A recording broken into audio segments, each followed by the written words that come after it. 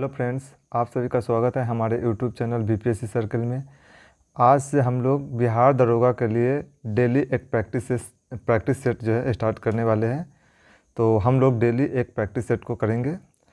ये जो है किरण पब्लिकेशन का प्रैक्टिस सेट है। तो हम लोग किरण पब्लिकेशन के प्रैक्टिस सेट को पहले कंप्लीट कर लेंगे, जितने भी प्रैक्टिस सेट इसमें हैं। उसके बाद जो है जब ये प्रैक्टिस सेट कंप्लीट हो जाएगा तो किसी और पब्लिकेशन के प्रैक्टिस सेट लाएंगे और उसको कंप्लीट करेंगे। तो चलिए आज से हम लोग जो है स्टार्ट करते हैं। ये पहला प्रैक्टिस सेट है।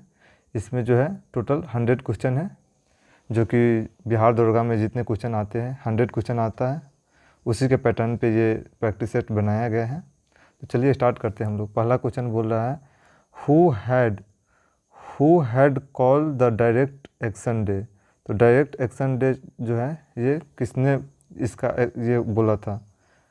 तो ये जो है ऑप्शन ए जो है जयप्रकाश नारायण, ऑप्शन बी है महात्मा गांधी, ऑप्शन सी है मोहम्मद अली जिन्ना और ऑप्शन जो फोर्थ ऑप्शन है ये सुभाष चंद्र बोस है। तो इसका आंसर जो हो जाएगा सी हो जाएगा मोहम्मद अली जिन्ना। तो 1946 में जो है मोहम्मद अली जिन्ना डिक्लेयर्ड 16 अगस्त एज डायरेक्ट एक्शन डे। तो ये जो है मोहम्मद अली जिन्ना जो है 16 अगस्त जो है 1946 को डायरेक्ट एक्शन डे डिक्लेयर करे थे। मुस्लिम लीग का डिमांड था कि जो है एक सेपरेट मुस्लिम के लिए सेपरेट कंट्री होना चाहिए पाकिस्तान। तो यही डिमांड था, इसलिए जो है डायरेक्ट एक्शन डे का डिक्लेयर किया गया था 16 अगस्त 1946 को। नेक्स्ट क्वेश्चन, सेकंड क्वेश्चन देखते हैं। On which river is Chamera dam built. तो ये बोल रहा है कि कौन से रिवर पे चमेरा डैम को बिल्ट करा गया है। ऑप्शन ए है सतलज, ऑप्शन बी है रावी, ऑप्शन सी है ब्यास, ऑप्शन डी है चिनाब। तो इसका आंसर जो हो जाएगा रावी रिवर हो जाएगा। रावी रिवर के ऊपर जो है चमेरा डैम है, ये हिमाचल प्रदेश में है। उसके बाद देखते हैं थर्ड क्वेश्चन। थर्ड क्वेश्चन बोल रहा है according to our constitution Rajya Sabha. तो ये राज्यसभा के बारे में 4 स्टेटमेंट दिया गया है, देखते हैं कौन कौन से हैं। पहला स्टेटमेंट बोल रहा है Rajya Sabha is dissolved after 2 years. Option B बोल रहा है is dissolved every 5 year. Option third जो है ये बोल रहा है इज डिजोल्ड एवरी 7 ईयर। और ऑप्शन 4 है it is not subject to dissolution. तो इसका आंसर जो हो जाएगा फोर्थ ऑप्शन हो जाएगा। राज्यसभा जो है इसका डिजोल्व नहीं होता है, कभी नहीं डिजोल्व होता है। इसका जो है 1/3 मेंबर जो है 1/3 मेंबर जो है हर एक 2 साल पे इसका 1/3 मेंबर जो है वो रिटायर होता है। तो इस प्रकार से जो है ये जो है कभी भी डिजोल्व नहीं होता है। जो लोअर हाउस है जिसको कि लोकसभा बोलते हैं उसका डिजोल्यूशन हो सकता है, लेकिन राज्यसभा का डिजोल्यूशन नहीं हो सकता है। तो इसका जो है आंसर जो है 4 हो जाएगा। 1/3 जो है मेंबर हर एक 2 साल पे। तो आप देख सकते हैं कि 1/3 एक तरीके से 3/3 यानी कि 1 जो आ रहा है, यानी कि 1/3 मेंबर जो है हर एक 2 साल पे रिटायर होता है। अब देखते हैं हम लोग फोर्थ क्वेश्चन। फोर्थ क्वेश्चन जो है बोल रहा है ए हाईकोर्ट जज addressed his letter of resignation to. तो एक हाईकोर्ट का जो जज होता है वो अपना रेजिग्नेशन किसको देता है। ऑप्शन ए है प्रेसिडेंट को, ऑप्शन बी है चीफ जस्टिस ऑफ इंडिया को, ऑप्शन सी है chief justice of high court and option fourth है गवर्नर ऑफ द स्टेट। तो जो हाई कोर्ट का जज जो होता है ये अपना रेजिग्नेशन जो है प्रेसिडेंट को देता है। तो ऑप्शन ए जो हो जाएगा इसका आंसर हो जाएगा। आर्टिकल 217 के अकॉर्डिंग जो है जो हाई कोर्ट का जज है वो अपना रेजिग्नेशन लेटर जो है प्रेसिडेंट को देता है। तो इसका आंसर ए हो जाएगा प्रेसिडेंट। अब नेक्स्ट क्वेश्चन देखते हैं फिफ्थ क्वेश्चन। फिफ्थ क्वेश्चन बोल रहा है as a non member who can participate in the proceeding of either house of parliament.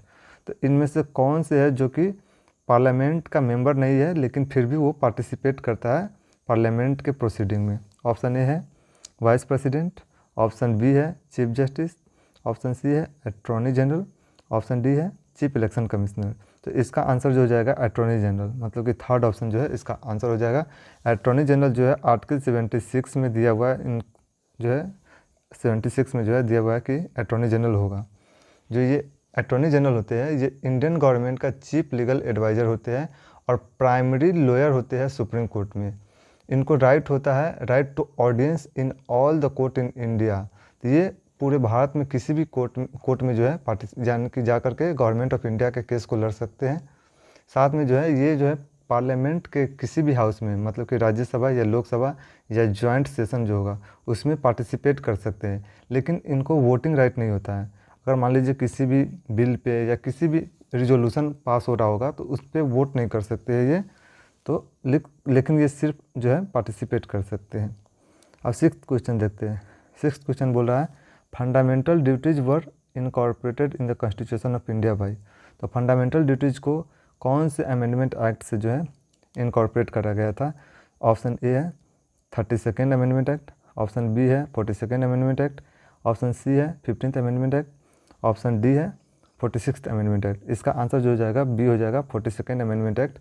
42nd amendment act 1976 में लाया गया था। इसके तहत जो है 10 फंडामेंटल ड्यूटीज़ को जो है इंडियन कॉन्स्टिट्यूशन में ऐड किया गया था।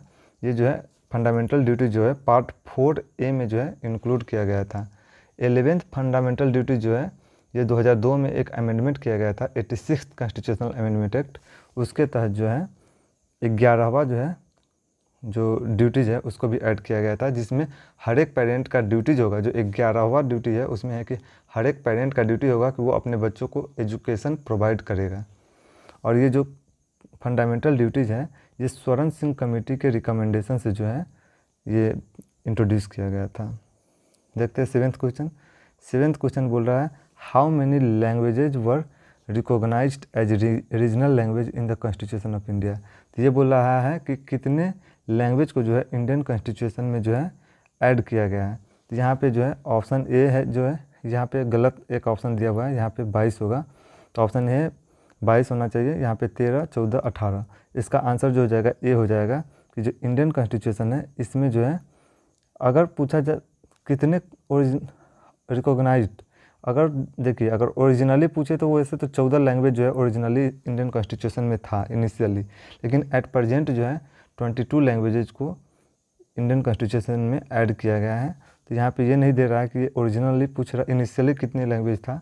तो अगर प्रेजेंट के हिसाब से जाएंगे तो यहाँ पे 22 हो जाएगा, लेकिन यहाँ पे अगर ऑप्शन 14 दिया हुआ है तो हम लोग 14 ऑप्शन के साथ जाएंगे कि ओरिजिनली जो है 14 लैंग्वेज को जो है इंक्लूड किया गया था, जो कि प्रेजेंट में जो है 22 लैंग्वेजेज को 8th शेड्यूल जो है उसमें रखा गया है। नेक्स्ट क्वेश्चन देखते हैं। 8th question consider the following words. ये 4 वर्ड दिया गया socialist, democratic, sovereign and secular. इसको अरेंज करना है कि इंडियन कॉन्स्टिट्यूशन में इसको किस प्रकार से रखा गया है। तो इंडियन कॉन्स्टिट्यूशन में जो है इन शब्दों को जो है इस प्रकार रखा गया है कि सबसे पहले जो है सोवर्न हो जाएगा, उसके बाद जो है दूसरे नंबर पे जो है सोशलिस्ट है तो सोवर्न हो जाएगा, उसके बाद सोशलिस्ट जो है आपको ए हो जाएगा सोशलिस्ट, उसके बाद सोशलिस्ट के बाद जो है सेकुलर है मतलब कि डी हो जाएगा, उसके बाद जो है डेमोक्रेटिक है बी। तो CADB देखते हैं हम लोग ऑप्शन में कहाँ पे है। CADB जो है पहला ऑप्शन है, तो इसका आंसर जो हो जाएगा ए हो जाएगा।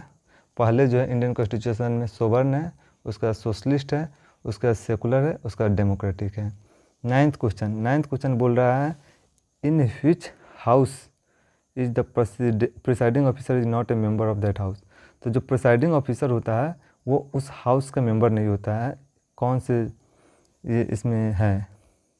ऑप्शन ए बोल रहा है लोकसभा, ऑप्शन बी है राज्यसभा, ऑप्शन सी है विधानसभा, ऑप्शन डी है विधान परिषद। इसका आंसर जो हो जाएगा राज्यसभा। जो राज्यसभा का प्रिसाइडिंग ऑफिसर होता है वो एक्स ऑफिशियल चेयरमैन जो होता है, वाइस प्रेसिडेंट जो इंडिया के है वही जो है एक्स ऑफिशियल चेयरमैन होते हैं राज्यसभा के, जो कि राज्यसभा के मेंबर नहीं होते हैं फिर भी उसके प्रिसाइडिंग ऑफिसर होते हैं। अदरवाइज अगर आप लोकसभा देखेंगे तो लोकसभा के जो प्रिसाइडिंग ऑफिसर होते हैं वो लोकसभा के मेंबर होते हैं। सेम जो है विधानसभा में भी जो है विधानसभा के जो मेंबर होते हैं वही विधानसभा के प्रिसाइडिंग ऑफिसर बनते हैं, जिसको कि स्पीकर बोला जाता है। लोकसभा में भी स्पीकर बोलते हैं, और वाइस प्रेसिडेंट जो कि एक्स ऑफिशियल चेयरमैन होते हैं राज्यसभा का, उनको जो है वाइस चेयर यानी कि चेयरमैन बोला जाता है। विधान परिषद के भी जो चेयरमैन होते हैं वो भी जो है विधान परिषद के मेंबर होते हैं, वही उनको चेयरमैन तभी बनाया जाता है, लेकिन वाइस प्रेसिडेंट जो है एक्स ऑफिशियल चेयरमैन होते हैं। चलिए नेक्स्ट क्वेश्चन देखते हैं। नेक्स्ट क्वेश्चन जो है बोल रहा है which constitutional amendment bill was the voting age reduce from 21 से 18 साल। तो बोला कि कौन से कॉन्स्टिट्यूशनल अमेंडमेंट एक्ट से वोटिंग राइट को जो है 21 साल से घटा के 18 साल किया गया था। पहला ऑप्शन है 48th amendment act, second option है 57th अमेंडमेंट एक्ट, उसका थर्ड ऑप्शन है 61st amendment act, fourth option है 63rd अमेंडमेंट एक्ट। इसका आंसर जो हो जाएगा सी हो जाएगा 61st अमेंडमेंट एक्ट, जो कि 1988 में लाया गया था, लेकिन ये लागू जो है 1989 से हुआ था। तो ये जो है राजीव गांधी के गवर्नमेंट के टाइम पे जो है ये जो है अमेंडमेंट किया गया था 61st अमेंडमेंट एक्ट। इसमें जो है वोटिंग एज को 21 साल से घटा के 18 साल किया गया था। इसके तहत जो है आर्टिकल 326 में जो है अमेंडमेंट किया गया था। अब नेक्स्ट क्वेश्चन देखते हैं। नेक्स्ट क्वेश्चन बोल रहा है, if the position of president and vice president are vacant, who officiate as the president of India. तो अगर प्रेसिडेंट एंड वाइस प्रेसिडेंट का ऑफिस अगर वैकेंट हो तो प्रेसिडेंट के रोल को कौन यानी कि प्ले करता है। तो ऑप्शन ए बोल रहा है प्राइम मिनिस्टर, ऑप्शन बी बोल रहा है chief justice of India, option C speaker of the Lok Sabha, और option D none of the above. तो इसका आंसर जो हो जाएगा बी हो जाएगा चीफ जस्टिस ऑफ इंडिया। अगर प्रेसिडेंट और वाइस प्रेसिडेंट दोनों का ऑफिस अगर खाली हो, वैकेंट हो, तो जो चीफ जस्टिस ऑफ इंडिया होते हैं वो जो है प्रेसिडेंट का रोल प्ले करते हैं। और सपोज कीजिए कि चीफ जस्टिस ऑफ इंडिया का भी ऑफिस अगर वैकेंट हो तो जो सीनियर मोस्ट जज होता है सुप्रीम कोर्ट का, वो जो है प्रेसिडेंट का रोल प्ले करेंगे। और ये जो है पहले जो चीफ जस्टिस ऑफ इंडिया जो कि प्रेसिडेंट का रोल प्ले किए थे वो थे जस्टिस एम हिदायतुल्लाह। इन्होंने जो है प्रेसिडेंट बने थे 1969 में। उस टाइम पे जो है प्रेसिडेंट और वाइस प्रेसिडेंट दोनों का ऑफिस वैकेंट था। नेक्स्ट क्वेश्चन देखते हैं, 12th नंबर क्वेश्चन। ये पंचायत समिति एट ब्लॉक लेवल इज। तो पंचायत समिति जो ब्लॉक लेवल पे होता है वो क्या होता है, एडवाइजरी बॉडी, एडमिनिस्ट्रेटिव अथॉरिटी, या कंसल्टेटिव कमेटी, या ए सुपरवाइजरी अथॉरिटी। इसका आंसर सी हो जाएगा एक कंसल्टेटिव कमेटी। तो जो पंचायत समिति होता है ब्लॉक लेवल पे वो एक कंसल्टेटिव कमेटी के तौर पे काम करता है, कंसल्ट करता है। देखते हैं 13th number question. 13th number question बोल रहा है, विच of the following is correct. तो कौन से इसमें से करेक्ट है जो परमानेंट सेटलमेंट इंट्रोड्यूस हुआ था बिहार में। ये जो परमानेंट सेटलमेंट की बात है ये ब्रिटिश टाइम में जो हुआ था उसका बात हो रहा है। ऑप्शन पहला ऑप्शन जो है बोल रहा है zamindar were deprived of the ownership of the land. Second option the right of the ownership of the land were made hereditary transferable for the zamindars. Option third बोल रहा है land revenue was constitutionalized. Option fourth बोल रहा है abolition of जमींदारी। तो इसका जो है आंसर सही आंसर जो है बी हो जाएगा। जो ऑनरशिप जो था लैंड का वो हेरिडेटरी बना दिया गया था और ट्रांसफरेबल, मतलब कि जो ज़मींदार था वो अपना ज़मीन जो है किसी और को ट्रांसफ़र कर सकता था। तो ये ट्रांसफरेबल बना दिया गया था बिहार में। अब 14th नंबर क्वेश्चन देखते हैं। 14th नंबर क्वेश्चन बोल रहा है, if the cash reserve ratio is lowered by the RBI its impact on the credit creation will be. देखिए कैश रिजर्व रेशियो CRR ये जो होता है जितने भी बैंक होता है उसको जो है RBI के पास जो है कुछ अमाउंट ऑफ जो है जो NDTL होता है, net demand and time liability, उसका जो है कुछ परसेंटेज जो कि RBI डिसाइड करता है अपने मॉनेटरी पॉलिसी जो रिव्यू होता है मॉनेटरी कमेटी के द्वारा, जो है मॉनेटरी पॉलिसी कमेटी जो होता है वो रिव्यू करता है हर एक 2 मंथ पे कि कितना CRR होना चाहिए।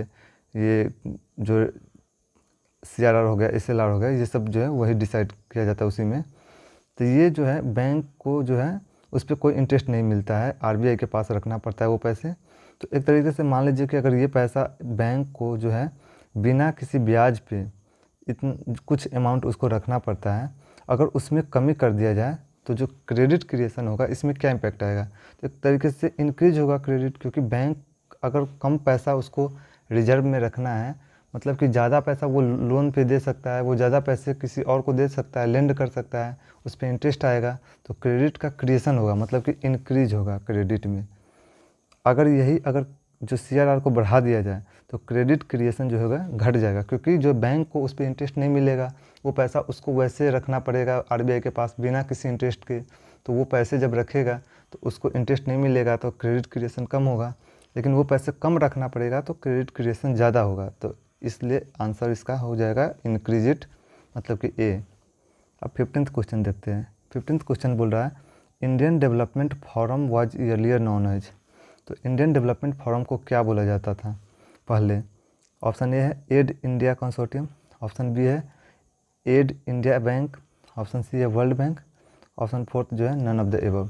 तो इसका आंसर जो हो जाएगा आपको एड इंडिया कंसोर्टियम जो हो जाएगा इसका आंसर। एड इंडिया कंसोर्टियम ये जो है 1958 में बनाया गया था as a international scheme to support the economic development of India. 16 number question देखते हैं। 16 नंबर क्वेश्चन बोल रहा है it will be true to India as. तो इसमें इंडिया के बारे में बोला गया कि कौन सी स्टेटमेंट ट्रू है इंडिया के बारे में। पहला ऑप्शन है ये फूड डिफिसिट इकोनॉमी, ये बिल्कुल गलत है, इंडिया फूड डिफिसिट इकोनॉमी अब नहीं रहा। ऑप्शन बी है a labour surplus economy. Option C बोल रहा है a trade surplus economy. Option fourth जो बोल रहा है ए कैपिटल सरप्लस इकोनॉमी। तो ट्रेड सरप्लस तो नहीं है, ट्रेड डिफिसिट है कई सारे कंट्री के साथ। कैपिटल सरप्लस कंट्री भी नहीं है। इसका जो हो जाएगा ऑप्शन बी जो है बिल्कुल करेक्ट स्टेटमेंट है कि India is a labour surplus economy. India में बहुत सारे लेबर फोर्स है, तो ऑप्शन बी इसका करेक्ट आंसर हो जाएगा। नेक्स्ट क्वेश्चन देखते हैं हु फाउंडेड पाटलिपुत्रा। तो पाटलिपुत्रा का फाउंडेशन किसने रखा था। तो इसका जो है आंसर हो जाएगा उदयन। देखिए हम लोग अब डायरेक्ट आंसर को ही डिस्कस करते हैं, क्योंकि अगर चारों ऑप्शन को हम लोग डिस्कस करेंगे तो इसमें बहुत टाइम जाएगा। इसलिए जो है हम लोग कोशिश करते हैं कि सिर्फ जो है आंसर को ही डिस्कस किया जाए ताकि कम टाइम लगेगा, क्योंकि 16 मिनट ऑलरेडी हो चुका है 16 क्वेश्चन डिस्कस करने में। तो हु फाउंडेड द पाटलिपुत्रा, इसका आंसर जो हो जाएगा उदयन हो जाएगा। अब नेक्स्ट देखते हैं द 11th 5 ईयर प्लान का ऑब्जेक्टिव क्या था। तो 11th 5 ईयर प्लान का जो है ऑब्जेक्टिव जो है ये इंक्लूसिव ग्रोथ था। इंक्लूसिव ग्रोथ जो है 11th 5 ईयर प्लान का ऑब्जेक्टिव था। 19th number question rainbow revolution is related with. तो रेनबो रिवोल्यूशन जो है क्या चीज़ से रिलेटेड था। तो रेनबो रिवोल्यूशन जो है सभी ये जो है ग्रीन रिवोल्यूशन में उसमें भी इंक्लूडेड है, वाइट रिवोल्यूशन भी इंक्लूडेड है, ब्लू रिवोल्यूशन भी इंक्लूडेड है। तो इसका आंसर जो हो जाएगा ऑल ऑफ द अबव हो जाएगा। रेनबो रिवोल्यूशन जो है various colour of rainbow revolution indicate various farm practices such as green revolution for the food grains, white revolution for the milk, blue revolution for the fishery. तो इसलिए जो है इसका answer D हो जाएगा। 20th number in which country is Galeras volcano located. तो Galeras volcano जो है कौन से कंट्री में लोकेटेड है। तो इसका आंसर जो हो जाएगा कोलंबिया हो जाएगा। कोलंबिया में जो है गैलेरियासिस जो है एक एंडियन स्ट्रेटो वोल्केनो है जो कि कोलंबिया में लोकेटेड है। अब 21 number question the period of plan holiday in India was. तो इंडिया में प्लान हॉलीडे कब से कब तक था। तो इसका आंसर जो हो जाएगा बी हो जाएगा 1966 से 69 तक। जो शुरू के जो है 3 प्लान जो था 5 ईयर प्लान 1951 से 56, फिर 1956 से 61, फिर 1961 से 65। ये 3 प्लान जो है सक्सेसफुली मतलब कि ये तीनों प्लान लॉन्च किया गया था और ये चल रहा था। लेकिन चूंकि जो है चाइना के साथ भी वार हुआ, फिर पाकिस्तान के साथ भी वार हुआ, तो फिर 1966 से जो है 1966 से 69 के बीच में जो है कोई 5 ईयर प्लान लॉन्च नहीं किया गया, एनुअल प्लान लॉन्च किया गया था एक साल के लिए। तो इसलिए जो है ये प्लान हॉलीडे का टाइम पीरियड जो है 1966 से 69 तक माना जाता है। फिर जो है 1969 से जो है जो 5 ईयर प्लान जो है स्टार्ट हुआ, फिर 2 5 ईयर प्लान चला, फिर से गैप हुआ था 2 साल का। चलिए नेक्स्ट क्वेश्चन देखते हैं। नेक्स्ट क्वेश्चन बोल रहा है रोलिंग प्लान का कॉन्सेप्ट जो है ये किसके द्वारा इंट्रोड्यूस किया गया था। इंदिरा गांधी के द्वारा या नेशनल फ्रंट गवर्नमेंट के द्वारा या जनता गवर्नमेंट के द्वारा या राजीव गांधी के द्वारा। तो इसका आंसर जो हो जाएगा जनता गवर्नमेंट हो जाएगा। थर्ड ऑप्शन जो है हो जाएगा इसका आंसर हो जाएगा। 23rd question second green revolution will be related with. जो सेकेंड ग्रीन रिवॉल्यूशन है वो क्या चीज़ से रिलेटेड रहेगा। तो इसका जो है आंसर जो है हाई यील्डिंग वैरायटी सीड्स दिया हुआ है इसमें प्रैक्टिस सेट में, लेकिन हमको इसमें डाउटफुल लग रहा है कि सेकेंड ग्रीन रिवॉल्यूशन का क्या होगा। आप लोग देख लीजिएगा इसका आंसर। 24th नंबर क्वेश्चन बोल रहा है कि फिजिकल डिफिसिट क्या होगा। तो फिजिकल डिफिसिट जो होता है टोटल एक्सपेंडिचर में से टोटल जो रिवेन्यू गवर्नमेंट का होता है, मतलब कि टोटल रिसिप्ट जो होता है उसको, उस दोनों का जो डिफरेंस होता है उसको बोलते हैं। तो ये फर्स्ट ऑप्शन में ये दिया हुआ है, लेकिन सेम जो है 4th ऑप्शन में दिया हुआ है सम ऑफ द बजट डिफिसिट। तो जो बजट डिफिसिट है और गवर्नमेंट का जो मार्केट बोरोइंग एंड लायबिलिटी है, ये जो है ये ज़्यादा सूटेबल है कि जो फिजिकल डिफिसिट होता है गवर्नमेंट उसी अमाउंट को जो है मार्केट से बोरो करता है। तो ये जो है ऑप्शन 4 से हो जाएगा। लेकिन टोटल एक्सपेंडिचर में से टोटल जो रिवेन्यू है, जो रिसिप्ट है, उसका जो डिफरेंस होता है वो फिजिकल डिफिसिट होता है, जिसको कि गवर्नमेंट मार्केट से बोरोइंग करता है। तो इसका आंसर जो हो जाएगा 4 हो जाएगा इसका आंसर। अब नेक्स्ट देखते हैं 25th number question. 25th number question बोल रहा है इन्फेंट मोर्टालिटी रेट जो है बिहार का वो किसके बराबर है या किससे, झारखंड से कंपेयर किया है और इंडिया से। तो जो इन्फेंट मोर्टेलिटी रेट जो है बिहार का, ये झारखंड के मोर्टेलिटी रेट से जो है कम है, लेस देन झारखंड। तो जो है बिहार का मोर्टेलिटी रेट जो है ये 42 है, वहीं पे जो है झारखंड का मोर्टेलिटी रेट जो है 44 है। तो झारखंड से कम है बिहार का मोर्टेलिटी रेट। 26 नंबर क्वेश्चन देखते हैं, बिहार सोशलिस्ट पार्टी को किसने फाउंड किया था? तो इसमें आंसर जो है जयप्रकाश नारायण होगा, क्योंकि जयप्रकाश नारायण और आचार्य नरेंद्र देव। तो जयप्रकाश नारायण जो थे ये जो है सेक्रेटरी जनरल थे, ये जो है सेक्रेटरी जनरल थे, सेक्रेटरी जनरल। और आचार्य नरेंद्र देव जो थे वो प्रेसिडेंट थे। तो अगर आचार्य नरेंद्र देव होते तो इसका आंसर जो है वो हो जाता आचार्य नरेंद्र देव, लेकिन यहाँ पे नहीं है ऑप्शन, इसलिए जयप्रकाश नारायण इसका आंसर हो जाएगा, ये सेक्रेटरी जनरल थे।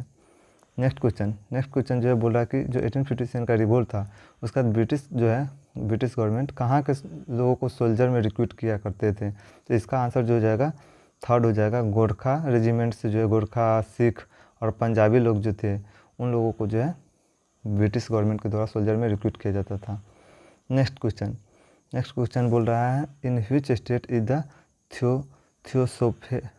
थियोसेगर वाटरफॉल्स लोकेटेड? तो थियोसेगर वाटरफॉल्स जो है ये कौन से स्टेट में लोकेटेड है? तो इसका आंसर जो हो जाएगा महाराष्ट्र हो जाएगा। महाराष्ट्र में जो है थियोसेगर वाटरफॉल्स जो है लोकेटेड है।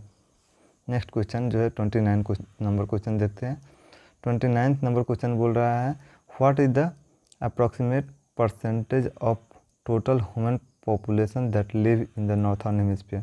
तो जो नॉर्थर्न हेमिस्फीयर है ये अर्थ है और ये जो है इक्वेटर है। तो इक्वेटर के जो नॉर्थ में है इसको नॉर्थर्न हेमिस्फीयर बोलते हैं, इक्वेटर के साउथ में साउथर्न हेमिस्फीयर। तो ये जो है बोल रहा है कि जो इक्वेटर के नॉर्थ में जो नॉर्थर्न हेमिस्फीयर में है इसमें कितने % लोग जो है पॉपुलेशन जो है रहता है? तो इसका आंसर जो हो जाएगा 90% हो जाएगा। तो 90% लोग जो है इक्वेटर के नॉर्थ में ही रहता है, साउथ में मात्र 10% लोग ही रहता है। नेक्स्ट क्वेश्चन देखते हैं। नेक्स्ट क्वेश्चन बोल रहा है, एक ये चार्ट दिया हुआ है, इसमें बोल रहा है कि यहाँ पे जो क्वेश्चन मार्क लगा हुआ है इसके जगह पे क्या होगा? तो S, W, A और T दिया हुआ है, इधर नंबरिंग दिया हुआ है। तो S जो होता है ये 19 होता है, W जो होता है ये 23 होता है, A का जो होता है 1 होता है और T का 20 होता है। तो यहाँ पे जो है इसका किस प्रकार से दिया हुआ है कि जो है 19 का अपोजिट जो होता है, मतलब कि 19 का अपोजिट जो होता है 8 होता है, मतलब 19 में 8 आप जोड़ेंगे तो 27 आएगा। सबका जो है जोड़ जो है ना 27 आ रहा है।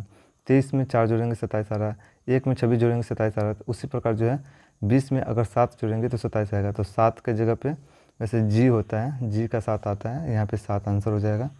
तो इस प्रकार से इसमें दिया हुआ था। नेक्स्ट क्वेश्चन देखते हैं, Ramnath Kovind is डॉडर president of India.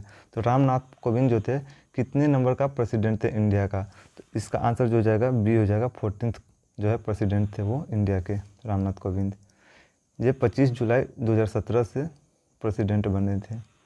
Next question बोल रहा है, who was the founder of forward block? तो फॉरवर्ड ब्लॉक के फाउंडर कौन थे? तो इसका आंसर जो है सुभाष चंद्र बोस हो जाएगा। जो है 1939 में जो है सुभाष चंद्र बोस जो है फॉरवर्ड ब्लॉक का फॉर्मेशन किए थे। Next question, the most important of the pre Congress nationalist organisation was. तो जो कांग्रेस से पहले जो है कौन सा ऑर्गेनाइजेशन जो था बहुत ही इंपॉर्टेंट रोल प्ले कर रहा था इंडिया के नेशनल मूवमेंट में? तो इसका आंसर जो हो जाएगा 4th नंबर हो जाएगा, इंडियन एसोसिएशन ऑफ कलकत्ता जो है ये सबसे जो है कांग्रेस से पहले जो है सबसे इम्पोर्टेंट ये ऑर्गेनाइजेशन था। 34th, according to article 243I of the Indian constitution, finance commission is constituted to review the financial position of panchayat. तो जो पंचायती राज में जो है आर्टिकल 243I जो है 243I के अकॉर्डिंग जो है फाइनेंस कमीशन बनाया जाता है हर एक 5 साल में, गवर्नर के द्वारा बनाया जाता है। तो जो है हर एक 5 साल में जो है at the expiration of every 5th year. तो ये जो हो जाएगा 20 का आंसर हो जाएगा 34th नंबर का। अब देखते हैं 35th नंबर क्वेश्चन बोल रहा है, the women's movement in India started largely under the inspiration of. The women's movement जो है इंडिया में किसके इंस्पायरेशन से स्टार्ट किया गया था? तो इसका जो है आंसर हो जाएगा ज्योतिबा फुले। 4th ऑप्शन इसका आंसर हो जाएगा ज्योतिबा फुले। हम लोग जल्दी कर रहे हैं क्योंकि बहुत ज़्यादा टाइम हो जाएगा, इसमें लग जाएगा, इस वजह से जो हम लोग डायरेक्ट आंसर डिस्कस कर रहे हैं, और जिसमें हमको लगेगा कि हाँ डिस्कस करना चाहिए थोड़ा डिटेल में, तो उसको हम लोग कर लेंगे। 36 नंबर क्वेश्चन बोल रहा है, why did people gather to demonstrate at Jallianwala Bagh. तो जलियांवाला बाग मस्करे के बारे में आप लोग सुने होंगे। जो जलियांवाला बाग मस्करे जो है 13 अप्रैल को हुआ था, 13 अप्रैल 1919 को हुआ था। लेकिन ये जो है जलियांवाला बाग में लोग किस लिए जो है गैदर हुए थे यहाँ पे जलियांवाला बाग में, तो ये जो है 2 लोग जो है सैफुद्दीन किचलू और डॉक्टर सत्यपाल को अरेस्ट कर लिया गया था। जो रॉलेट एक्ट आया था उसके अगेंस्ट में ये लोग जो है प्रोटेस्ट कर रहे थे, तो इसलिए इन लोगों को अरेस्ट कर लिया गया। इसलिए जो है वहाँ का जो पंजाब अमृतसर में जो है एक जगह है जलियांवाला बाग, वहीं पे लोग गैदर हुए थे इनके अरेस्ट के अगेंस्ट में, और उन लोगों पे जो है गोली चलवा दिया गया था। तो ये आंसर जो है सेकेंड हो जाएगा। 37 नंबर क्वेश्चन बोल रहा है, the method of moderate leader of the Congress was. तो जो मॉडरेट लीडर थे कांग्रेस में, आप लोगों ने सुना होगा कि नरम दल और गरम दल। तो जो नरम दल के लोग थे मॉडरेट लीडर्स, उन लोगों का कौन सा मेथड था जिसके थ्रू वो अपना डिमांड रखते थे ब्रिटिश गवर्नमेंट के पास। तो इसका आंसर जो हो जाएगा बी हो जाएगा, कॉन्स्टिट्यूशनल में एजिटेशन। तो कॉन्स्टिट्यूशनल एजिटेशन इसका आंसर हो जाएगा। 38 नंबर जो है, why did Mahatma Gandhi support the खिलाफत मूवमेंट। तो महात्मा गांधी खिलाफत मूवमेंट को किस लिए सपोर्ट कर रहे थे, तो इसका आंसर जो हो जाएगा आपको बी हो जाएगा, Gandhi ji wanted to win the support of Indian Muslim against the Britisher. तो इंडियन मुस्लिम का सपोर्ट मिले ताकि गांधी जी जो है फ्रीडम स्ट्रगल को जो है एक तरीके से सभी को साथ लेकर के चल सके, इसलिए जो है गांधी जी जो है खिलाफत मूवमेंट को सपोर्ट कर रहे थे। तो इसका आंसर बी हो जाएगा। 39 नंबर क्वेश्चन, 39 नंबर बोल रहा है कि जो 1857 का रिवोल्ट था उसमें बिहार के में कौन लीडर थे। तो इसका आंसर जो हो जाएगा कुंवर सिंह हो जाएगा। कुंवर सिंह जो है बिहार के जगदीशपुर के रहने वाले थे। ये बिहार में जो है लीडरशिप प्रोवाइड किए थे 1857 के रिवोल्ट में। 48 क्वेश्चन, 40 नंबर क्वेश्चन बोल रहा है, जयप्रकाश नारायण जो है कौन से पार्टी से बिलोंग करते थे। पहला ऑप्शन है Congress party, communist party, then socialist party, then Kisan party. तो इसका आंसर जो हो जाएगा सोशलिस्ट पार्टी। तो कांग्रेस सोशलिस्ट पार्टी इन लोगों ने बनाया था 1931 में, और ऑफिशियली उसका जो है 1934 में बना था। आचार्य नरेंद्र देव और जयप्रकाश नारायण ये दोनों मिल करके बनाए थे। और भी लोग थे इससे जुड़े हुए, लेकिन इन दोनों का नाम प्रोमिनेंटली आता है। 41 number question, when was the foundation of BSF laid. तो जो है बीएसएफ का फाउंडेशन कब मनाया जाता है, तो इसका आंसर जो हो जाएगा 1965 जो हो जाएगा। आंसर हो जाएगा आपको 1965 में जो है बीएसएफ को बनाया गया था, जो चाइना के साथ वार हुआ, फिर पाकिस्तान के साथ वार हुआ, तो उसके बाद जो है बीएसएफ को बनाया गया था। Next question 42 number question, 42 number question बोला, when did the attempt of the murder of King Ford made at Muzaffarpur. तो जो किंग फोर्ट जो थे मुजफ्फरपुर के जज, उसको जो है मारने का जो है अटैम्प्ट कब किया गया था। तो इसका आंसर जो हो जाएगा 1908 हो जाएगा। फर्स्ट ऑप्शन हो जाएगा। खुदीराम बोस एंड प्रफुल्ला चाकी, ये 2 लोग मिल करके जो है किंग्स फोर्ट को मारने का अटैम्प्ट किए थे 1908 में। 43 number question, where is Bhil tribe found. तो भील ट्राइब जो है इंडिया में कौन से स्टेट में पाया जाता है। तो इसका आंसर जो हो जाएगा, जो गिवन ऑप्शन है इसके हिसाब से जो है महाराष्ट्र हो जाएगा। महाराष्ट्र के अलावा भी कई सारे स्टेट हैं जहाँ पे जो है महाराष्ट्र के अलावा भी कई सारे स्टेट हैं जहाँ पे जो है भील ट्राइब पाए जाते हैं, जैसे कि आपका गुजरात हो गया, राजस्थान हो गया, छत्तीसगढ़ हो गया, मध्य प्रदेश हो गया, लेकिन यहाँ पे महाराष्ट्र आंसर हो जाएगा। 44 number question, where is the naval air station Garuda situated. तो जो नेवल एयर स्टेशन गरुड़ है ये कहाँ पे लोकेटेड है। तो इसका आंसर जो हो जाएगा कोच्चि हो जाएगा। कोच्चि में जो है Garuda national naval air station located है। 45 नंबर क्वेश्चन देखते हैं। 45 नंबर क्वेश्चन बोल रहा है, where is India dynamite limited situated. तो इंडिया डायनामाइट लिमिटेड जो है कहाँ पे सिचुएटेड है। तो इसका आंसर जो हो जाएगा हैदराबाद। भारत डायनामाइट लिमिटेड जो है इंडिया का one of the India's manufacturing of the ammunition and missile system, ये फाउंड किया गया था 1970 में, हैदराबाद तेलंगाना में लोकेटेड है। नेक्स्ट क्वेश्चन बोल रहा है, according to dot of the constitution of India president है the power to promulgate the ordinance. तो प्रेसिडेंट को कौन से आर्टिकल के तहत जो है पावर है कि वो ऑर्डिनेंस को प्रोमलगेट कर सकता है। तो इसका आंसर जो हो जाएगा आर्टिकल 123। आर्टिकल 123 में जो है प्रेसिडेंट को पावर दिया गया है कि अगर पार्लियामेंट का सेशन अगर नहीं चल रहा हो तो उस टाइम पे जो है प्रेसिडेंट जो है ऑर्डिनेंस बना सकता है, और उस ऑर्डिनेंस को बनाने का पावर जो है प्रेसिडेंट को आर्टिकल 123 में दिया गया है। Next question, power to prorogue the legislative assembly. तो लेजिस्लेटिव असेंबली को प्रोरोग्यू करने का पावर किसको है? तो इसका आंसर जो हो जाएगा गवर्नर हो जाएगा। लेजिस्लेटिव असेंबली को, वही पार्लियामेंट होता तो उसको प्रोरोग्यू करने का पावर प्रेसिडेंट के पास होता है, लेकिन यहाँ पे लेजिस्लेटिव असेंबली है तो उसको प्रोरोग्यू करने का पावर जो है गवर्नर को होता है। प्रोरोग्यू करने का मतलब क्या होता है? तो प्रोरोग्यू का मतलब होता है गवर्नर के पास पावर होता है कि वो जो है जब सेशन ख़त्म हो जाता है, जब पार्लियामेंट का जो है सेशन ख़त्म हो जाता है तो उसके बाद जो है पार्लियामेंट के को जो है अगले जो सेशन होने वाला है तब तक के लिए जो है उसको यानी कि एक तरीके से ख़त्म कर दिया जाता है, तो उसी को जो है प्रोरोग्यू बोलते हैं, प्रोरोग्यू कर दिया जाता है। नेक्स्ट क्वेश्चन बोल रहा है which government report is known as yellow book. तो कौन से गवर्नमेंट का रिपोर्ट है जिसको जो है येलो बुक बोला जाता है? तो इसका आंसर जो हो जाएगा आपको फ्रांस हो जाएगा। ये जो है इसका आंसर हो जाएगा। येलो बुक रिपोर्ट जो है गवर्नमेंट ऑफ फ्रांस के द्वारा जो है हर एक साल जो है इशू किया जाता है 1861 से ही।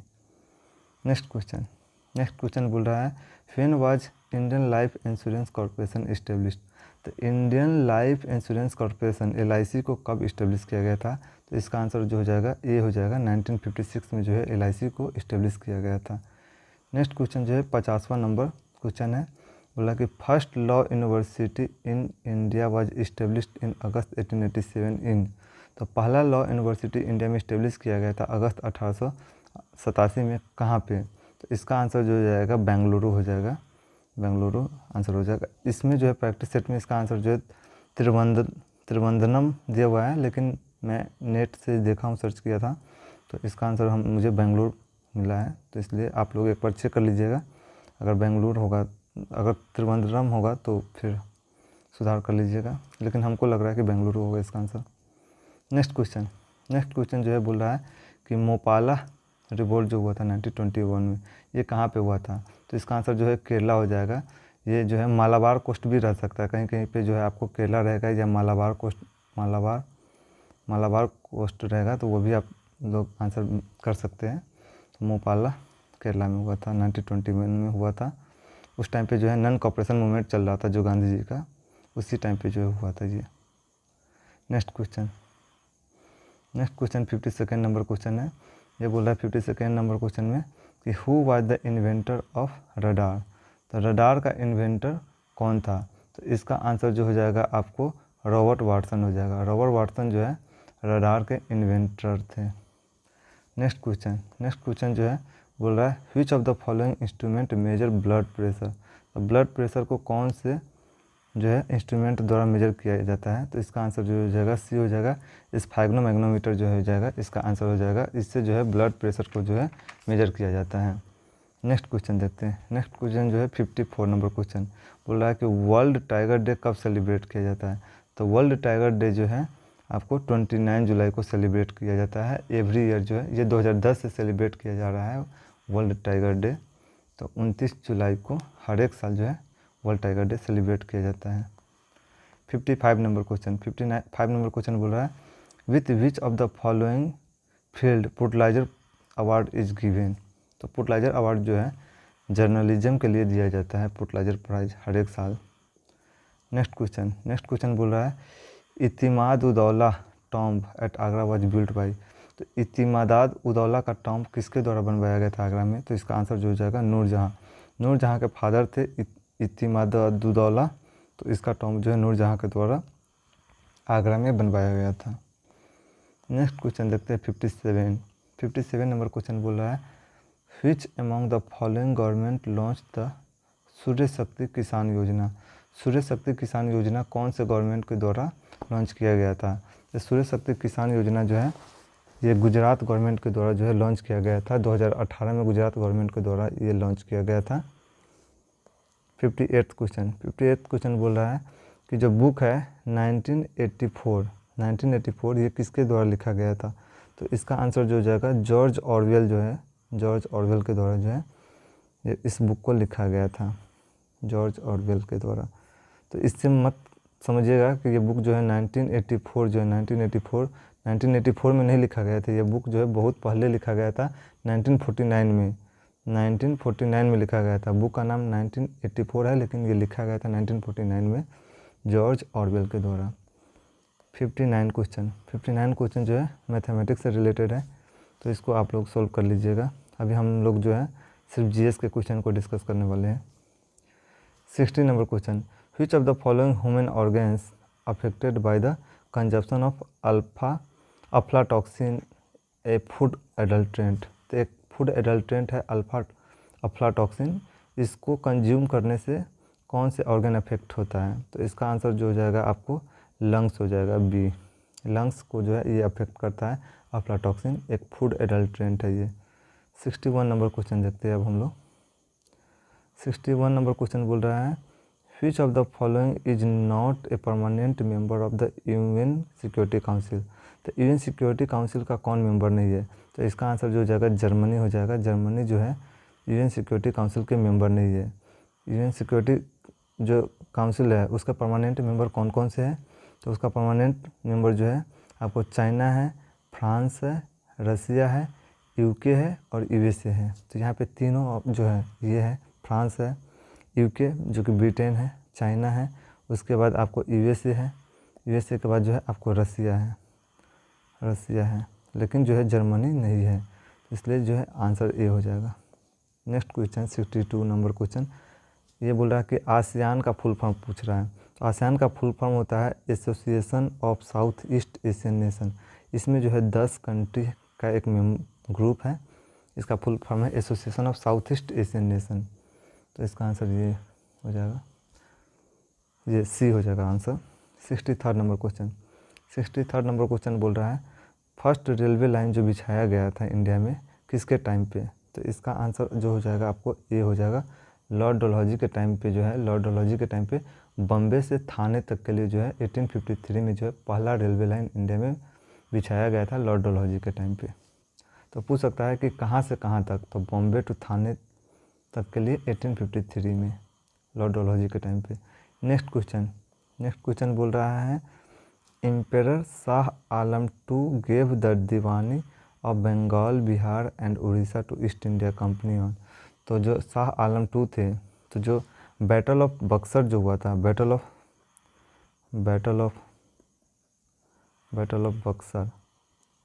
बक्सर, इसके बाद जो है बैटल ऑफ बक्सर जो हुआ था आपको 1764 में हुआ था। तो ये बैटल ऑफ बक्सर के बाद जो है एक ट्रीटी हुआ था जिसको इलाहाबाद के ट्रीटी बोलते हैं। तो इलाहाबाद के ट्रीटी में 2 ट्रीटी हुआ था, एक ट्रीटी हुआ था शाह आलम II के साथ और एक ट्रीटी हुआ था जो अवध के नवाब था उसके साथ। तो ये दोनों शुजाउद्दौला जो थे अवध के नवाब थे, इन दोनों के साथ हुआ था। तो जो पहला ट्रीटी हुआ था वो 12 अगस्त 1765 को हुआ था शाह आलम II के साथ। ये एम्परर थे, मुग़ल एम्परर थे। इन्होंने जो है बिहार, बंगाल और उड़ीसा का जो है दीवानी रेस्ट जो है ईस्ट इंडिया कंपनी को दे दिया था। और दूसरा जो हुआ था वो बंगाल के जो अवध के नवाब थे उसके साथ हुआ था। Next question, which person of Jagdishpur took the lead of revolutionary during the revolt of 1857। इससे पहले भी एक क्वेश्चन था कि बिहार में 1857 के रिवोल्ट को कौन लीड कर रहे थे, और यहाँ पे जगदीशपुर पूछ दिया है। तो आंसर वही होगा कुंवर सिंह जो है बिहार के लीडर, और वो खास करके जगदीशपुर के थे, तो यहाँ पे आंसर जगदीशपुर हो जाएगा। अब नेक्स्ट क्वेश्चन देखते हैं हम लोग।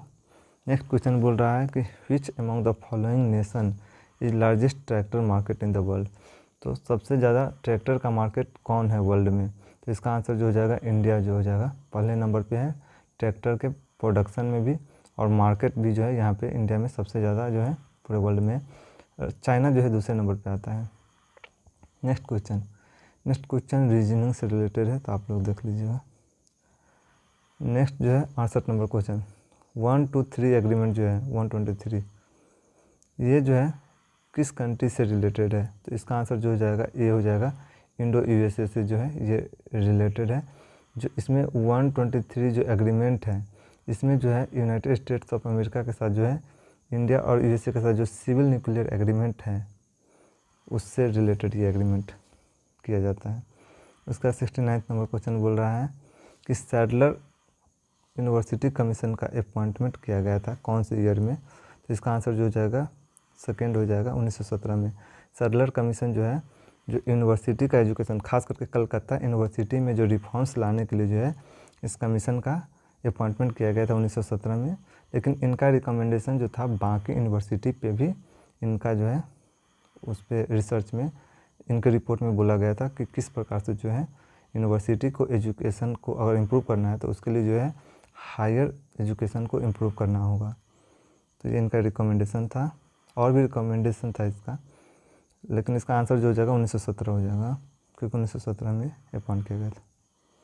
Next question, in which year did lord Curzon cancel the partition of Bengal. देखिए यहाँ पे गलत दिया हुआ है, लॉर्ड कर्जन नहीं किया था। लॉर्ड कर्जन तो बंगाल का पार्टीशन किया था, उसको कैंसिल जो है लॉर्ड हार्डिंग के टाइम पे हुआ था। तो यहाँ पे ये गलत दिया हुआ है कि लॉर्ड कर्जन के जगह पे लॉर्ड हार्डिंग होना चाहिए। इसका आंसर जो हो जाएगा ये हो जाएगा 1911 में जो है बंगाल के पार्टीशन को जो है कैंसिल कर दिया गया था। और 1905 में बंगाल के पार्टीशन को किया गया था लॉर्ड कर्जन के टाइम पे, लेकिन एन्यूल्ड किया गया था बंगाल पार्टीशन को 1911 में। तो इसका आंसर ए हो जाएगा, लेकिन यहाँ पे सही कर लीजिएगा आप लोग, lord Hardinge. Next question 71 number question.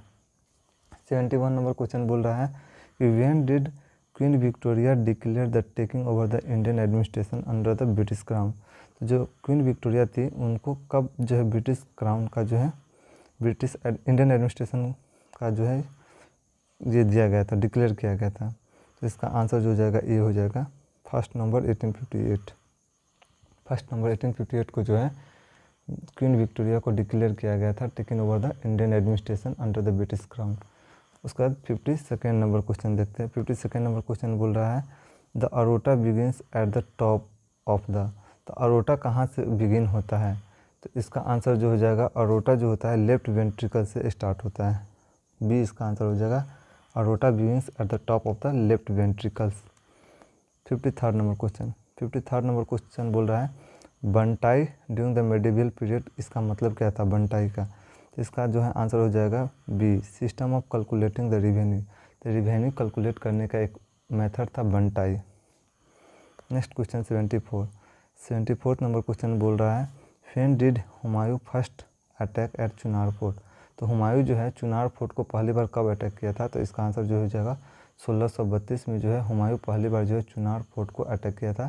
जो चुनार फोर्ट जो है ये उत्तर प्रदेश के मिर्ज़ापुर डिस्ट्रिक्ट में लोकेटेड है।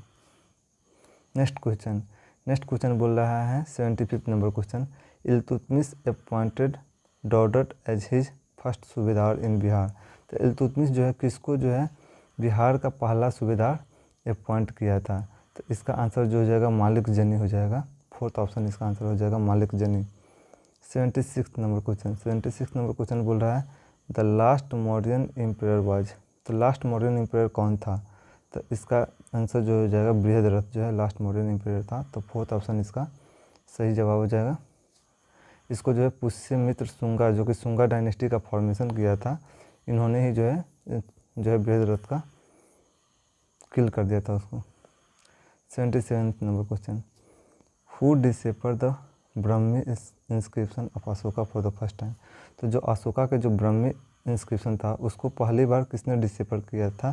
तो इसका जो है आंसर जो हो जाएगा जेम्स प्रिंसेप आंसर हो जाएगा, ये जो है इसका आंसर हो जाएगा जेम्स प्रिंसेप। 78 नंबर क्वेश्चन बोल रहा है who identified the name Sandrocottus as the Chandragupta Maurya. तो चंद्रगुप्त मौर्य को सैंडोकोटस के नाम से किसके द्वारा आइडेंटिफाई किया गया था। तो इसका आंसर जो हो जाएगा आपको वी.ए. स्मिथ हो जाएगा, बी इसका आंसर हो जाएगा। वी.ए. स्मिथ जो है identified Sandrocottus as the Chandragupta Maurya. 79 में मैथ है, देख लीजिएगा आप लोग।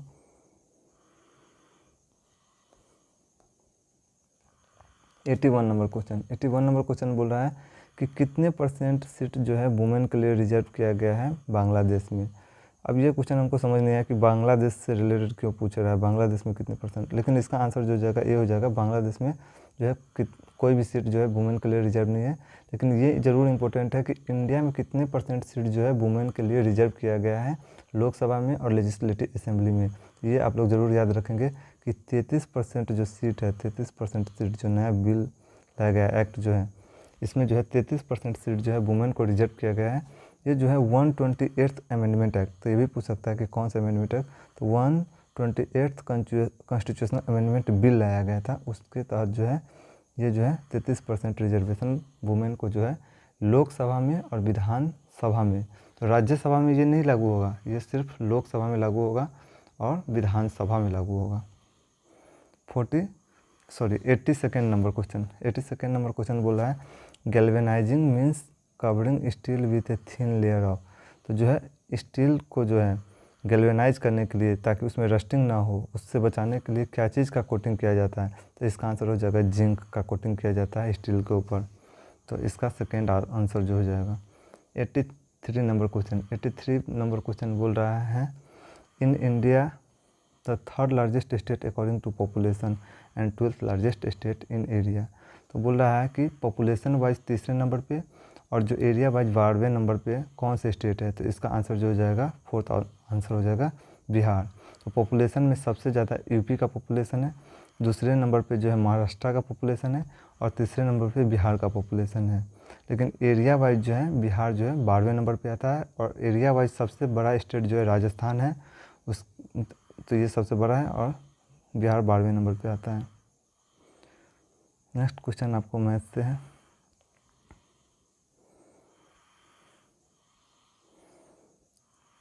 एटी नंबर क्वेश्चन ये बोल रहा है eight which place of Bihar did Mahatma Gandhi start Satyagraha movement for the first time in India, तो महात्मा गांधी के द्वारा जो है पहली बार बिहार के कौन से जगह पे जो है स्टार्ट किया गया था सत्याग्रह, तो इसका आंसर जो हो जाएगा चंपारण सत्याग्रह, जो है कि 1917 में जो है महात्मा गांधी जी के द्वारा जो है 1917 में चंपारण सत्याग्रह किया गया था, तो इसका आंसर फोर्थ हो जाएगा। अब नेक्स्ट क्वेश्चन 86 नंबर क्वेश्चन बोल रहा है बोधि वृक्ष in Bodh Gaya belong to which generation of, जो बोधि वृक्ष है बोध गया में वो कौन से जनरेशन का वृक्ष लगाया गया है, तो इसका जो है आंसर आपको हो जाएगा फिफ्थ जनरेशन का जो है बोधि वृक्ष बोध गया में लगाया गया है, तो थर्ड ऑप्शन इसका आंसर हो जाएगा सही फिफ्थ। 87 नंबर क्वेश्चन विश्व शांति स्तूपा लोकेटेड इन बिहार कहाँ पे, तो विश्व शांति स्तूपा जो है बिहार के राजगीर जिला में जो है लोकेटेड है, तो राजगीर इसका आंसर हो जाएगा सही। 88 नंबर क्वेश्चन बोल रहा है C60 is a molecular that consist of 60 carbon atoms arranged as, तो 60 कार्बन एटम्स जो है अरेंज्ड हैं 12 पेंटागॉन्स एंड 20 हेक्सागॉन्स में, तो इसका आंसर जो हो जाएगा आपको थर्ड नंबर ऑप्शन जो हो जाएगा, इसका आंसर हो जाएगा C60 is a molecule that consist of 60 carbon atoms arranged as 12 pentagons and 20 hexagons. The 60 molecules was named as Buckminster Fullerene after the American architect R. Buckminster Fuller, whose Goddestic dome is constructed on the same structural principles.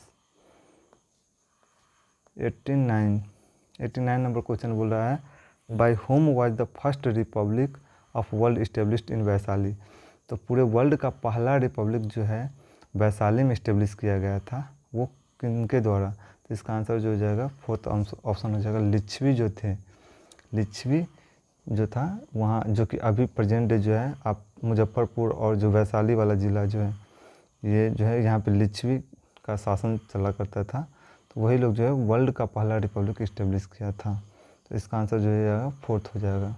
Licchavi were the most famous clan among the ruling confederate clan of Vajji dynasty, तो Vajji dynasty जो था वैशाली में उसमें जो है लिच्छवी कई सारे वो वहाँ पे जो है अलग अलग कॉन्फेडरेसी के द्वारा वो मिलकर के जो है लिच्छवी जो है एक था उनमें से वज्जी डायनेस्टी में, तो ये जो है पहला रिपब्लिक इस्टेब्लिश किया था। 90 नंबर क्वेश्चन बोल रहा है which is a joint irrigation project of Bihar and Uttar Pradesh, तो बिहार और उत्तर प्रदेश का ज्वाइंट प्रोजेक्ट कौन सा है, तो इसका आंसर जो हो जाएगा गंडक प्रोजेक्ट जो है बिहार और उड़ीसा का ज्वाइंट प्रोजेक्ट है। Next question 91 the longest day in southern hemisphere, तो साउथर्न हेमिस्फीयर में जो है लॉन्गेस्ट डे कब होता है, तो इसका आंसर जो हो जाएगा 22 दिसंबर इसका हो जाएगा, जो है साउथर्न हेमिस्फीयर में लॉन्गेस्ट डे तब होता है जब जो सन का रेज जो है डायरेक्टली ट्रॉपिक ऑफ कैप्रिकॉर्न पे पड़ रहा होता है, और इसका अपोजिट जो होता है नॉर्थर्न हेमिस्फीयर में होता है। तो नॉर्थर्न हेमिस्फीयर में जो है 21 जून को जो है वहाँ पे सन का रेज डायरेक्ट पड़ रहा होता है, तो वहाँ पे longest day and shortest night जो है वहाँ पे आपको 21 जून को होता है, लेकिन साउथर्न हेमिस्फीयर में 22 दिसंबर को होता है। Next question, great barrier reef जो है ये कहाँ पे है? तो ग्रेट बैरियर रीफ जो है ये आपको ऑस्ट्रेलिया में, ऑस्ट्रेलिया के जो है जो ईस्टर्न कोस्ट है वहाँ पे ग्रेट बैरियर रीफ है। 93rd नंबर क्वेश्चन बोल रहा है दक्षिण गंगोत्री इज लोकेटेड इन। तो दक्षिण गंगोत्री कहाँ पे लोकेटेड है? तो ये जो है इंडिया का रिसर्च सेंटर है अंटार्कटिका में। तो Dakshin Gangotri was the first scientific base station of India situated in Antarctica. 94 number question बोल रहा है at the battle of Bahadurpur in 1658 Shahjahan second son Shah Shuja was defeated by Shahjahan grandson. तो शाहजहाँ के ग्रांड सन के द्वारा डिफीट किया गया था शाह शुजा को। तो कौन था वो? तो इसका आंसर जो हो जाएगा आपको सेकेंड नंबर आंसर हो जाएगा सुलेमान सिखो। सुलेमान सिखो के द्वारा जो है बैटल ऑफ बहादुरपुर में हराया गया था शाह शुजा को। तो इसका आंसर जो हो जाएगा आपको सेकेंड हो जाएगा।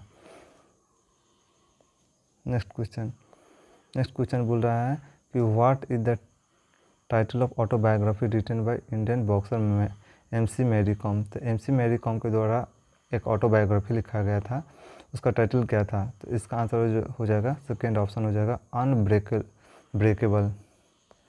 96 नंबर क्वेश्चन मैथ से रिलेटेड है। अब नेक्स्ट देखते हैं 97 नंबर क्वेश्चन बोल रहा है India gets maximum rainfall mainly from. तो इंडिया में जो है मैक्सिमम रेनफॉल जो होता है ये आपको जो होता है साउथ वेस्ट मानसून से मिलता है। तो साउथ वेस्ट मानसून जिसको कि मेन मानसून जो है साउथ वेस्ट मानसून जो है, और रिट्रीटिंग मानसून जो होता है जब मानसून वापस आ रहा होता है वो नॉर्थ ईस्ट मानसून को बोलते हैं रिट्रीटिंग मानसून। तो इससे जो है वर्षा ज़्यादा नहीं होता है, इससे बहुत कम होता है, लेकिन ज़्यादा वर्षा जो होता है वो साउथ वेस्ट मानसून से होता है। इसका थर्ड आंसर हो जाएगा। 98 the 3 largest states of India in order to area. तो 3 लार्जेस्ट स्टेट जो है कौन से एरिया वाइज? तो एरिया वाइज सबसे बड़ा राजस्थान है, दूसरे नंबर पे मध्य प्रदेश है, तीसरे नंबर पे महाराष्ट्र है, और बिहार जो है 12th नंबर पे आता है। तो इसका आंसर जो है ए हो जाएगा। 90 नंबर क्वेश्चन बोल रहा है dot dot is the fraudulent act of acquiring private and sensitive information such as credit card number, personal identification number, account user names, password. ये सब क्या है? ये एक तरीके से फिशिंग जो होता है, फिशिंग इसको बोलते हैं। इसमें जो है कोई आपको दिलासा देता है कि हाँ आपका सिलेक्शन हो गया है। मान लीजिए सपोज कीजिए कि आपको कॉल आएगा या ईमेल आएगा कि हाँ आपका जो है सिलेक्शन हो गया है दरोगा में या BSSC में, और आपका सारा डिटेल ले लेगा और वो आपके साथ फ्रॉड हो सकता है इस तरीके से। तो इसको जो है फिशिंग बोलते हैं। तो यही बात बोला गया है। नेक्स्ट क्वेश्चन बोल रहा है कि which of the following king of Gupta empire was also a good veena player. तो कौन से गुप्ता एम्पायर के जो है किंग थे वो वीणा के प्लेयर भी थे? तो इसका आंसर हो जाएगा समुद्रगुप्त। समुद्रगुप्त जो है ये वीणा प्ले करते थे। ये कैसे पता चला? इनका जो कॉइन था उस पर डिपिक्ट किया गया है इनको वीणा प्ले करते हुए। V.A. स्मिथ के द्वारा जो है समुद्रगुप्त को जो है नेपोलियन ऑफ इंडिया बोला गया है। तो यहाँ पे हम लोगों का जो है एक प्रैक्टिस सेट, पहला प्रैक्टिस सेट ख़त्म हो गया है। अगर आप लोगों को लगता है कि इसमें हमें और भी डिस्कस करना चाहिए डिटेल में, तो आप लोग कमेंट करके हमको बताएंगे, तो हम और भी डिटेल में इसको एक्सप्लेन करने की कोशिश करेंगे। लेकिन हमें लग रहा था कि ज़्यादा टाइम हो जाएगा, इसलिए जो है मैंने डायरेक्ट आंसर को ही डिस्कस किया है। तो इस प्रकार से हम लोग जो है, अगर आप लोगों का रिस्पांस अच्छा रहा तो हम लोग जो है डेली एक एक प्रैक्टिस सेट को करेंगे। तो आप लोगों का सपोर्ट बना रहेगा तो हम इसको कंटिन्यू करेंगे। तो चलिए, थैंक यू आप सभी को। अब आगे देखते हैं, कल हम लोग फिर से एक प्रैक्टिस सेट को करेंगे। ये जो है आपको ये प्रैक्टिस सेट जो है किरण पब्लिकेशन के बुक से हम लोग कर रहे हैं।